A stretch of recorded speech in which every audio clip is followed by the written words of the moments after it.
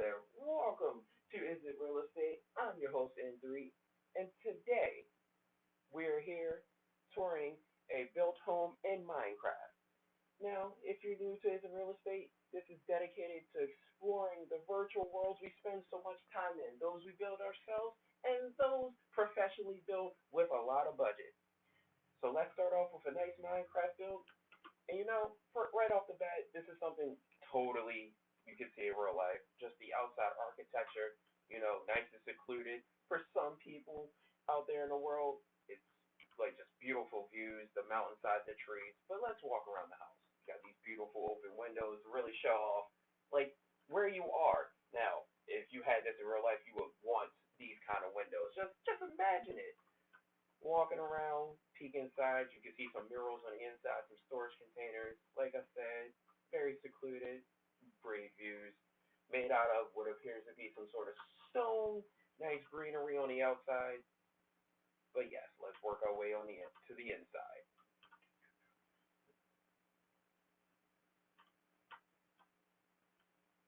So as we go in, we see armor statues right here at the beginning, and this dark armor set facing two murals. We have this flaming skull and what appears to be a woman petting a llama, I believe.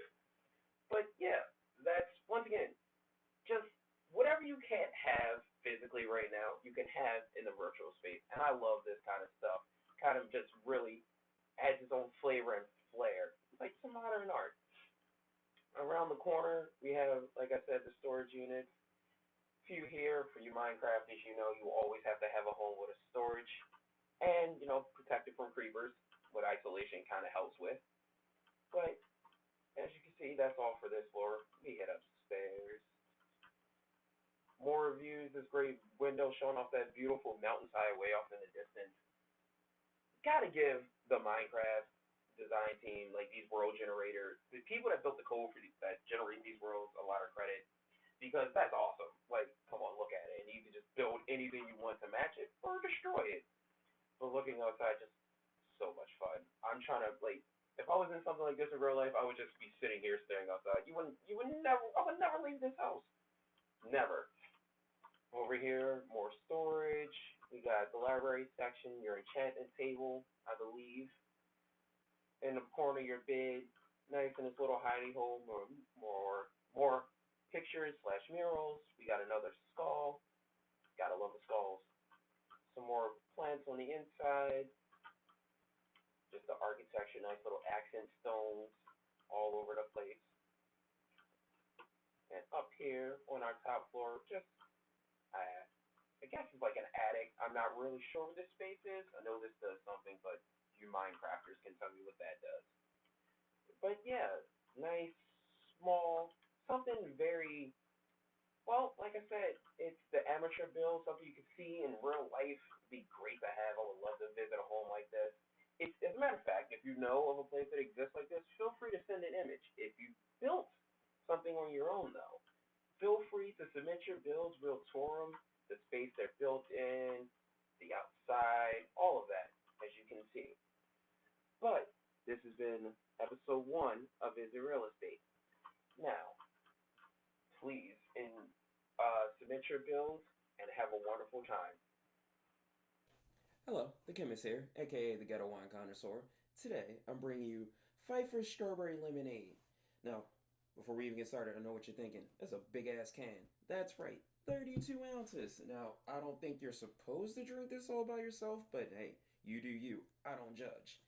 Now, what this is like a craft cocktail in a can made with fresh fruit because I can definitely see the pulp in here. That's good in my opinion. Now, what does it taste like though?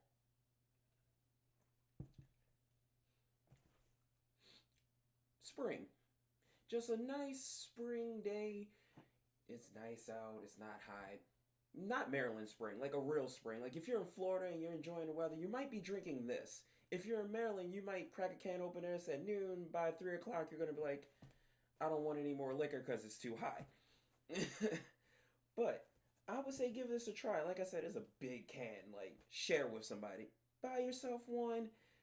Crack it open, share with a group of people. 32 ounces is not meant to be drank alone or in one sitting.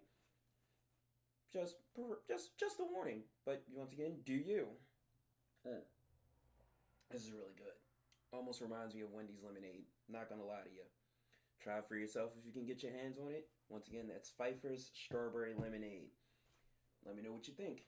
Hi, N3 here, and today we're going to take a trip to the Destiny universe and visit the newest addition to the Crucible maps. That's right, Disjunction, in the runoff of Savathun's Throne World. That may have been a mouthful, but we're still going to take a trip around this beautiful addition of gaming architecture. Now, recently, Rift was just a mode, so the Destiny player base has spent a lot of time on this map. But how many people actually went around and actually, appreciate with the map for what it is? Now, as we start off, I want to point out the beautiful stone architecture matching just like the background. Like the design team put a lot of effort to make sure like everything makes sense, especially with what's been going on in the game if you're a player. Now, in the distance, you see these little waterfall runoffs, very appealing. You might want to go touch it. No go. See, visual markers right here all around the map. Anywhere you see these twigs, you can't go. Death. Stand there too long, your screen goes red. And now every gamer knows that means get your ass back. Now, both spawn points, you'll see statues that kind of, one definitely looks like a horse, as we'll see later, and this one kind of looks like a horse. And that's a big thing in a lot of these spaces that have recently been added to the game that we'll take a look at in future videos.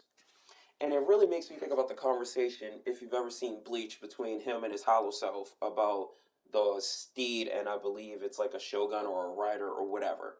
However, whatever the owner of the horse is supposed to be, but that's what it makes me think about, like who's really the steed in the scenario. But going forward now, the gamer way, straight through here, screw the ground way.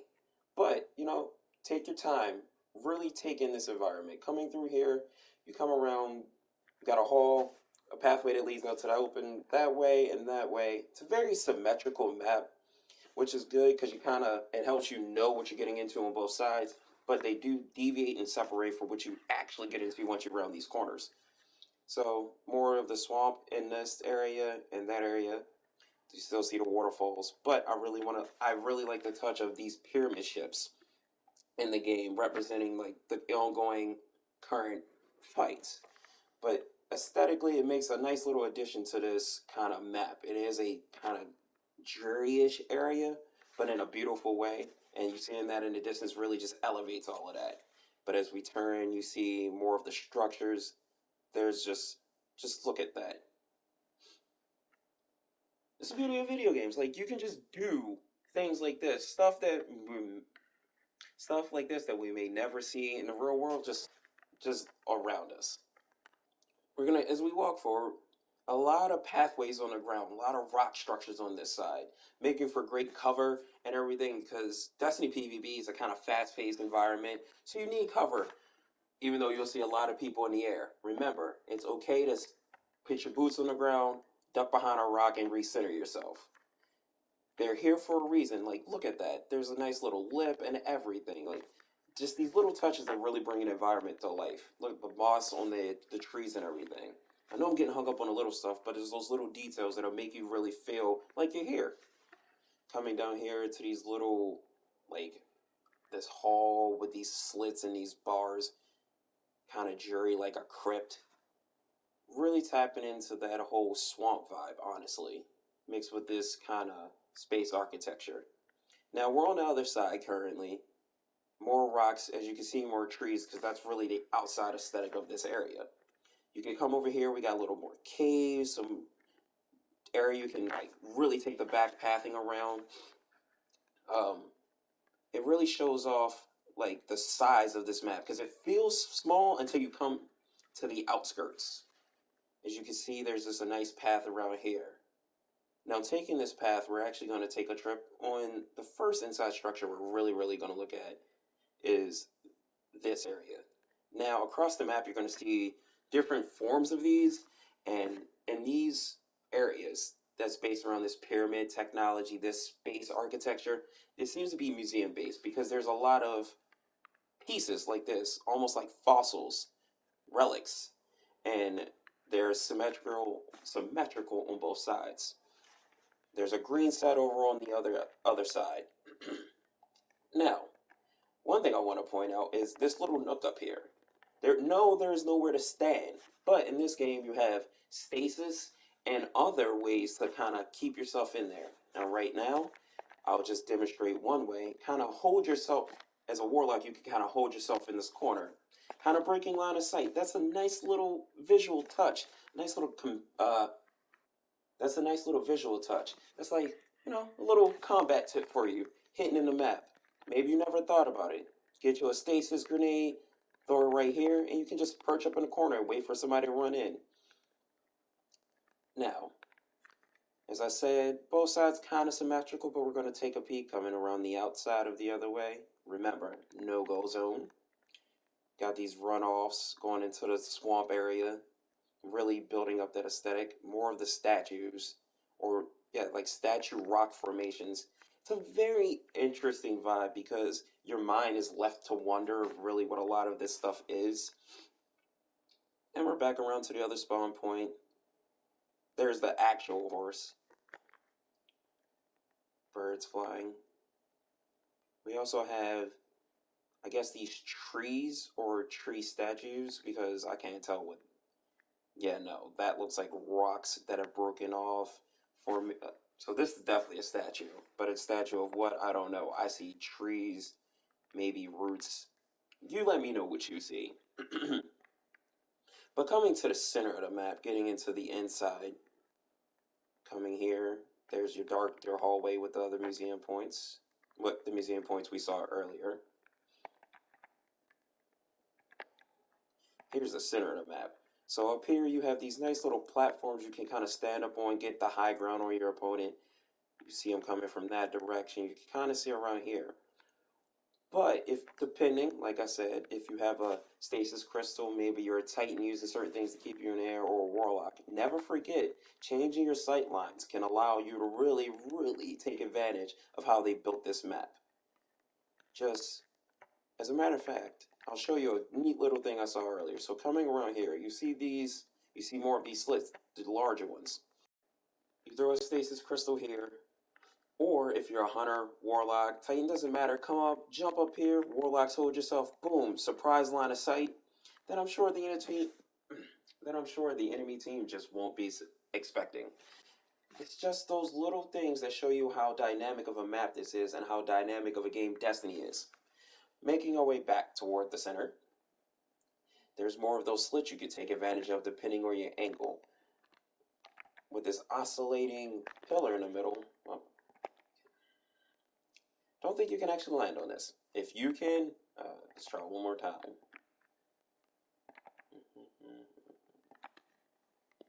Oh, you can land on it. Didn't stick the landing though. That's another little thing. I mean, you're a sitting duck up there, but maybe you want to be the tallest point in the map. But like I said, stasis crystals change the game because you can throw them anywhere and really, well, turn the layout to whatever you want. Create a little sniper perch. Maybe there is a warlock up here that's just been thinking it can hang out in the sky a little too much. And over here we have these columns. These pillars, I'm not really sure they're supposed to be. I guess maybe an obelisk. At this point, I think it's a semantics game. It's more about the aesthetic. But yeah. And before I forget, I want to point out the symbols that are all over the place. Now, in every area that is built around this architecture that this species, this entity, the game hasn't explained yet, has, these symbols are all over the place. And I think that's important because it adds to the richness, the beauty of a game. It lets you know what it ties back into, really hammering home, those plot points, those story beats. Now, as we round the corner, going back to spawn, there's the other exhibit room, fossil room, more symbols, more areas for you to hide in, more areas for stasis crystals. This map is dynamic by nature. You have, for the PvP players, if you haven't realized, you have your shotgun lanes, you have your sniper lanes, and thanks to its design and just the corners and the layout, you can create so much for yourself, so much opportunity for yourself. And if you've played other shooters, maybe give Destiny a try, because as you can see, you see the map design. I mean, just hang out up here. As people are coming out through their spawn point, you're catching them in the lane. But that's been it for Disjunction over in Destiny 2. Tell me what you think of this map. I personally love it. I enjoy playing Rift on it. I love just, once again, I'm going to say it again, that the very dynamic nature of this map. It's been a good one. I've been in 3. Hello, the chemist here, aka the Ghetto Wine Connoisseur, bringing you another Fifers, this time orange. That's right, orange. Keeping along with, I guess, our springtime themes and their big ass cans. Once again, you can drink it alone, but I don't think you should. Or do you? If it's a party, you might be challenged too. Now, first things first, if you don't remember or if you don't know, they make crushes filled with, liquor. I assume. Could be wrong. I don't know. There isn't much information for me to go off of. But let's taste it to see if it holds up to the strawberry lemonade.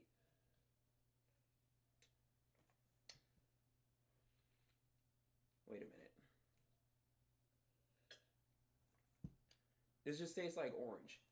Like, you know what orange tastes like? Like orange Tic Tacs, Sunny D, probably Ichigo's hair. That was weird.